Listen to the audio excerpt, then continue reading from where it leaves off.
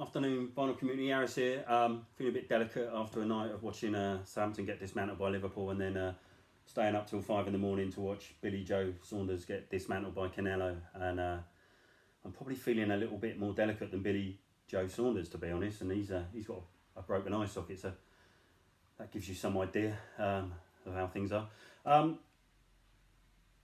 The 80s sort of forgotten pop albums, or ones that at least sit in shops at a pretty reasonable price, which takes some doing nowadays because I see rumours and going for 25 quid nowadays. So but I was at a market today and I saw a kid. He's about 15 and he was going to buy Toto 4, and I felt like grabbing him and saying, "Mate, I'll show you another album to buy, anything in fact." But he didn't buy it in the end, and he probably wouldn't listen to me anyway. Because if you're 15 and you're going to buy Toto 4, you're probably in the Dark Lord's terrain anyway. To be honest, there's probably no helping you. But he put it back, and I hid it in another section.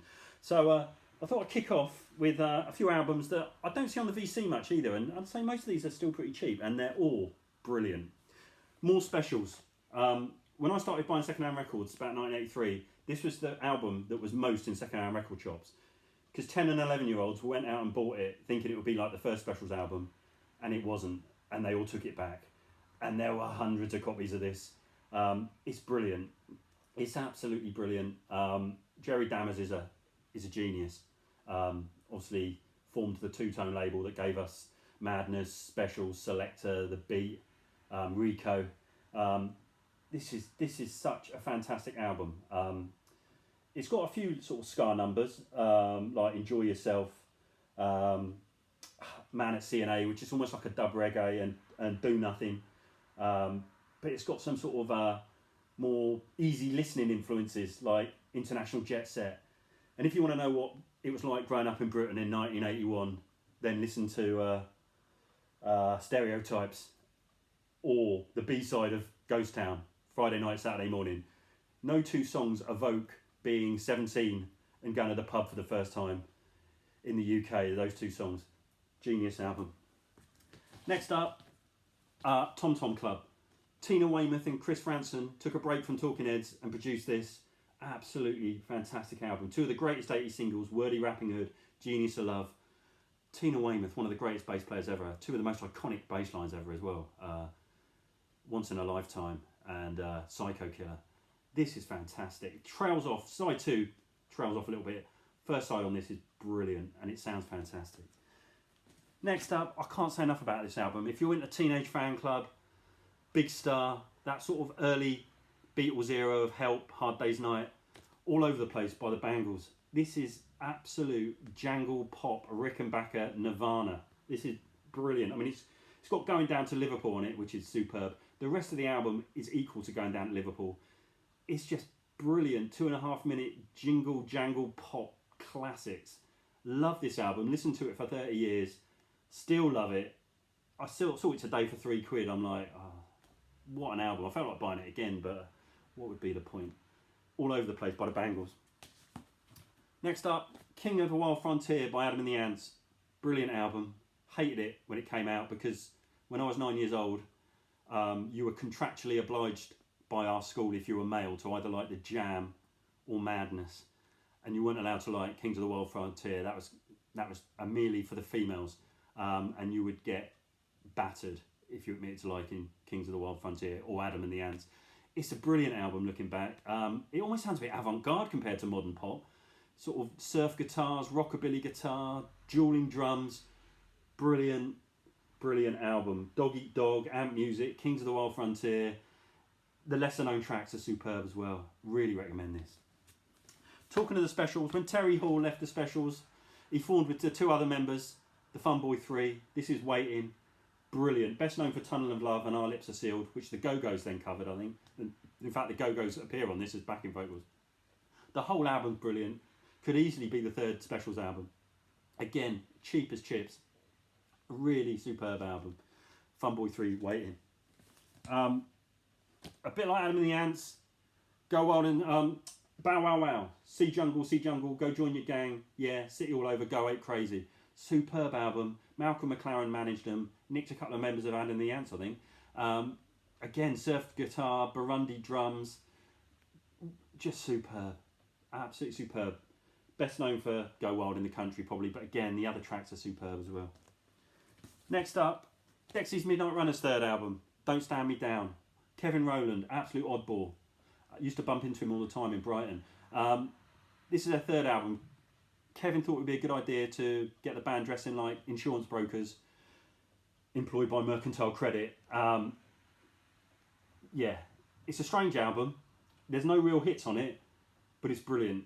Probably not as good as the first two albums, which I think are absolute genius, but it's still fantastic and still worth your time. And it's still pretty overlooked, I always think. Next up, Grace Jones, Slave to the Rhythm. Trevor Horn produced this. It's kind of based on the one track, Slave to the Rhythm. So it's like an album of kind of like one track. All the tracks are based on the track Slave to the Rhythm, but it's a pretty good track to base it on. It's a production masterclass. Trevor Horn's a genius. Just superb. And it's not a Grace Jones album I see a lot. And when you do see it, I say it tends to be about £6 or £7. Next up, talking to Malcolm Mclaren, Duck Rock. I love Malcolm Mclaren. I think he's a genius. I hate it when people slag Malcolm Mclaren off. Sadly died 10 years ago. I mean, he kind of brought punk to the UK. There's no way the Sex Pistols would have been as big without him. I know he's a Svengali, but he's amazing. Kind of brought hip-hop electro to the UK with Buffalo Girls, which was a top 5 hit in the UK. And then the other well-known track on here was Double Dutch, where he kind of introduced that African guitar playing. I think they call it juju, that sort of really high-strung African guitar. It's a great album, really experimental, brilliant album, love it. And again, it's cheap as chips. Next up, I think Trevor Horn was behind this. Art of Noise had a huge hit with. I always forget the name of it. The first, I can never remember the first name of the first. Close to the Edit by Art of Noise. Huge, very experimental for the time. Blew me away when I first heard it. I was about 12, 13. Also has the amazing Moments in Love, which is like a ambient, Balearic classic. I've got it on 12-inch on like a 15-minute version. It's superb. But this is a brilliant album. Experimental, a little bit dated, but really recommend it. Who's Afraid of the Art of Noise?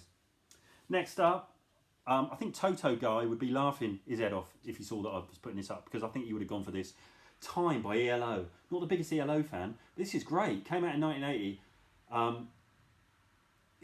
They use more electronically influenced, kind of symphonic pop. Really like this, and I saw this today for about 99p. Time by ELO. I kind of recommend this. It's a bit of a guilty pleasure, but it's pretty decent. Contains Hold On Tight, which is the best known one, but Hold On Tight doesn't really represent this album. The rest of the album's just, really good. I like it. Next up, Mary Margaret O'Hara, Miss America. This is probably the hardest of all the albums I've got to find, and maybe this is a little bit more expensive, I don't know. This was Morrissey's, I think, favourite album in 87 or 88, whenever it came out. I think this was the reason I bought it, because Morrissey was rabbiting about it in an interview in the late 80s. She kind of sounds a bit like Patsy Cline meets Jeff Buckley, with a bit of Bjork thrown in. It's kind of very loosely country based, but a lot of slide guitars, a lot of ambient, almost soundtracky. Really great album, which I rarely see mentioned. I don't know how easy it is to find, if it's easy or not, because I don't see it a lot. But I picked this up for peanuts, but it's a brilliant album, well worth your time. And last up, 1980, Smokey Robinson. Warm Thoughts. I think this might have been one of his biggest selling albums in America, but it's a great album, and this is really cheap. This is like a £1 special. Extra bonus points. He's got a song in here co-written with David Soul from Starsky and Hutch fame. And if that don't give you credibility, I don't know what does. But it's a really, really good album, this. You can see it everywhere. It's brilliant, and I really enjoy it. I like a lot of Smokey's 80s, 70s output, but this is brilliant. Well worth finding, and really cheap. Anyway, so that's me sort of hidden treasures 80s albums, and thanks for putting them out with me, and there'll be more videos soon. Cheers.